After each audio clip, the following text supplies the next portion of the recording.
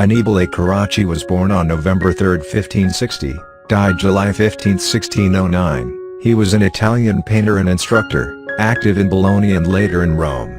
Along with his brother and cousin, Annibale was one of the progenitors, if not founders, of a leading strand of the Baroque style, borrowing from styles from both north and south of their native city, and aspiring for a return to classical monumentality, but adding a more vital dynamism. Painters working under Annibale at the Gallerie of the Palazzo Farnese would be highly influential in Roman painting for decades. The paintings of Annibale are inspired by the Venetian pictorial taste and especially the paintings of Paolo Veronese. The work that showed traces of it are the Madonna Enthroned with St. Matthew, a work made for Reggio Emilia and now in the Gemaldegalerie, Dresden, and the Mystic Marriage of St. Catherine of Alexandria, now preserved at the Gallerie dell'Accademia in Venice.